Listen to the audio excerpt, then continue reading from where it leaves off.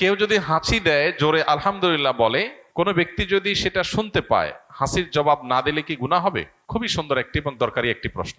ইসলাম আমাদেরকে অত্যন্ত দারুণ শিষ্টাচার শিখিয়েছে এবং সামাজিক এবং পরম সৌজন্যতা বোধ সম্পন্ন মানুষ হতে শিখিয়েছে। অন্য কোন সমাজে, অন্য কোন সভ্যতা ইসলামের মতো এত বেশি আপনাকে সৌজন্যতা বোধ সম্পন্ন মানুষ হতে শেখায় নাই।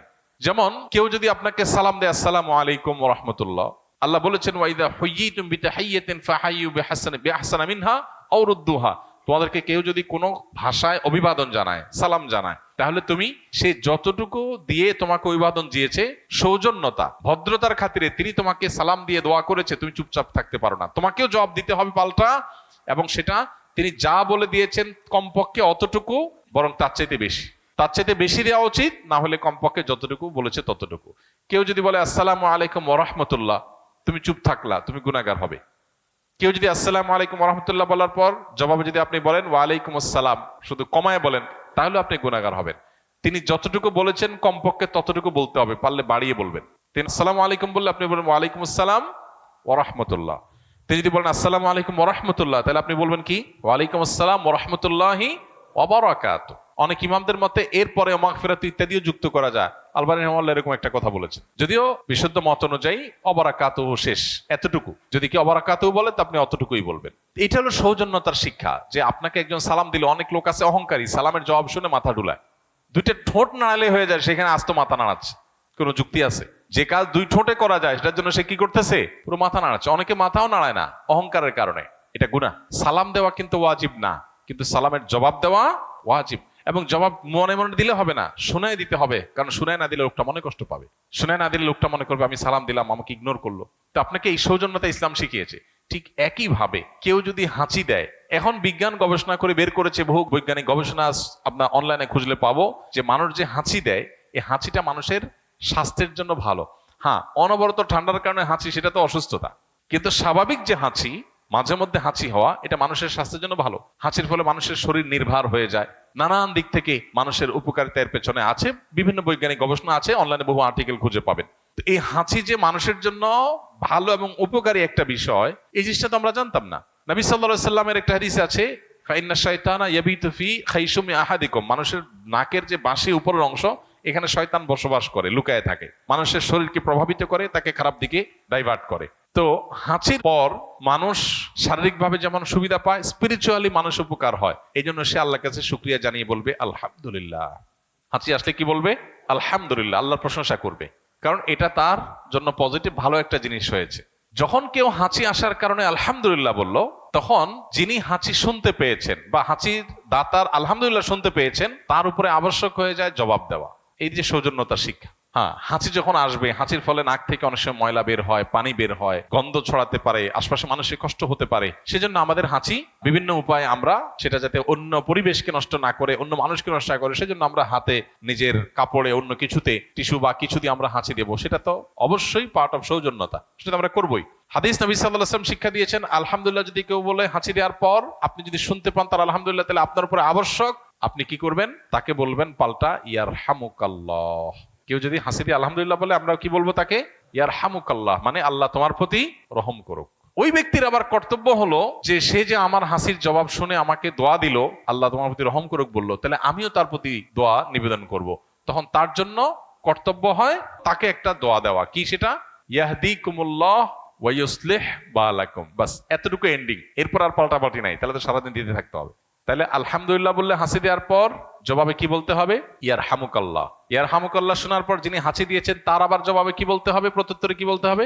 ইয়াহদিকুমুল্লাহ ওয়া ইউসলিহ বালাকুম। কত চমৎকার অর্থবহ দোয়া! আল্লাহ আপনাকে হেদায়েত দান করুক, সঠিক পথ দেখাক, এবং আপনার অবস্থা সংশোধন করে দিন, আপনার অবস্থা ঠিকঠাক করে দিন। একটা দোয়া।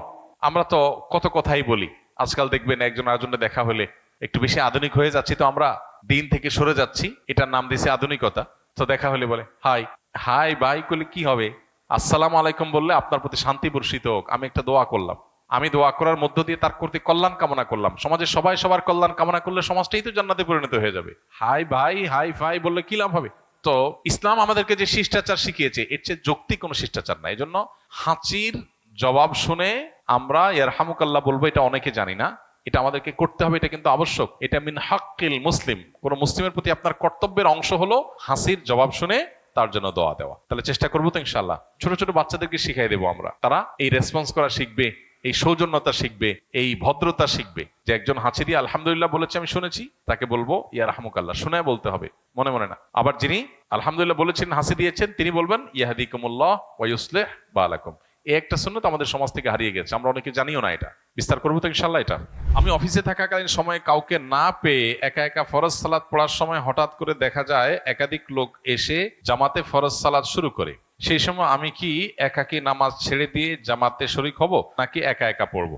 আমাদের লক্ষ্য রাখতে হবে যে কেউ যদি আমাদেরকে, আমরা একা একা জামাতে দাঁড়ানোর পর দেখি জামাত শুরু হয়েছে, নিজের নামাজ ছেড়ে ওই জামাতে শামিল হওয়ার সুযোগ নাই। কারণ আল্লাহ তাআলা বলেছেন লা তুবতিলু আমালাকুম, তোমরা তোমাদের আমলকে বাতিল করে দিও না, তোমাদের আমলকে বাতিল করে দিও না, এটা আল্লাহ তাআলা আমাদেরকে বলেছেন। অতএব এটা আমাদেরকে মাথায় রাখতে হবে। এখন আমরা যদি কেউ মনে করি যে না আমি একা শুরু করছি, এখন জামাতে পড়লে তো 27 গুণ সওয়াব হবে, সেটাতে আমি যদি যাই তাহলে সেক্ষেত্রে আমার নামাজটা ভাঙতে হবে। নামাজ ভাঙা এটা ভালো কিছু না। হ্যাঁ, মানুষ নামাজ ভাঙতে পারে নিরুপায় হয়ে, কোনো বিপদ হয়েছে, কোনো বিশেষ কারণে নামাজ ভাঙতে হয়েছে, অজু ভাঙছে সেজন্য ভাঙতে হয়েছে, এটা ভিন্ন কথা। কিন্তু আপনি অতিরিক্ত সওয়াবের জন্য এটা করতে পারেন না। আপনার দাঁড়ানোর আগেই চিন্তা করা দরকার ছিল যে আশপাশে জামাতের কোনো ব্যবস্থা আছে কিনা, সেই জিনিসটা আমাদেরকে লক্ষ্য রাখতে হবে। আল্লাহ আমাদেরকে বোঝার তৌফিক দান করুন। এমন কোনো দোয়া আছে কিনা যা পড়ে সন্তানের মাথায় ফু দিলে জ্ঞান বুদ্ধি বৃদ্ধি পাবে? সন্তানের জ্ঞান বুদ্ধি বৃদ্ধি পাওয়ার জন্য প্রথমত বাবা মা আল্লাহ সুবহানাহু ওয়া তাআলার কাছেই তাদের জন্য দোয়া করবে আর তাদেরকে দোয়া শিখাবে। নবী করিম সাল্লাল্লাহু আলাইহি সাল্লাম প্রতিদিন সকালে এবং সন্ধ্যায় দোয়া পড়তেন, বিভিন্ন রকমের দোয়া পড়তেন। সকালে একটা দোয়া তিনি পড়তেন, আল্লাহুম্মা ইন্নী আসআলুকা ইলমান নাফিআ, আল্লাহ আপনার কাছে উপকারী জ্ঞান চাই, উপকারী জ্ঞান চাই। উপকারী জ্ঞান বুদ্ধি যেন আমাদের বাড়ে, সেই জন্য আমরা প্রত্যেকে যার যার জন্য দোয়া করবো। বাচ্চাকে দোয়া শিখাই দেন, আপনি দোয়া পড়ে ফু না দিয়ে বাচ্চাকে শিখান তুমি আল্লাহর কাছে উপকারী জ্ঞান চাও, আল্লাহ তাকে উপকারী জ্ঞান দেবে ইনশাআল্লাহ। তাছাড়া উপকারী জ্ঞানের পথে যে সমস্ত অন্তরায় আছে, মোবাইল ফোনের নেশা, তারপরে সোশ্যাল মিডিয়ার আসক্তি, টেলিভিশন সহ বিভিন্ন রকমের ডোপামিনের যে আসক্তি আমাদের শিশুদেরকে ধ্বংসের দ্বারপ্রান্তে নিয়ে যাচ্ছে, সেখান থেকে শিশুকে আপনি রক্ষা করেন, শিশুর মেধা নষ্ট হওয়ার পথগুলো থেকে রক্ষা করেন, ইনশাআল্লাহ অটোমেটিক সে মেধাবী হবে, সে বুদ্ধিমান হবে। এবং আল্লাহ তাআলার কাছে দোয়া যখন করবো ইনশাআল্লাহ শিশুকে আল্লাহ তাআলা তার জীবনে, তার জ্ঞানে গুণে এবং সবকিছুতে বারাকা দান করবেন। আমি এক স্থানে আসরের ফরজ সালাত জামাতে পড়তে গেলে প্রথম রাকাত সূরা ফাতিহার পরে সূরা মিলানোর আগেই রুকুতে চলে যায়, এমত অবস্থায় করণীয় কি? জামাতে ফরজ নামাজ যখন পড়বেন, ইমাম আস্তে যখন সূরা পড়েন তখন তার পিছনে সূরা ফাতিহা পড়বেন কিনা উলামা ইকরামের ইখতিলাফ আছে। ফুকাহা হানাফির মতে পড়বেন না, ইমামেরটাই যথেষ্ট। অন্য অনেক ইমামের মতে পড়বেন।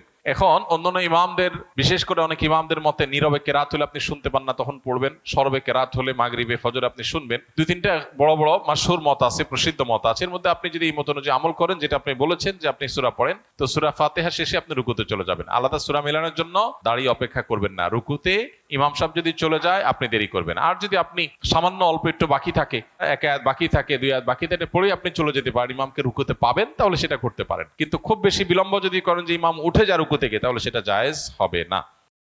আস-সুন্নাহ ফাউন্ডেশন, উম্মার স্বার্থে সুন্নাহর সাথে।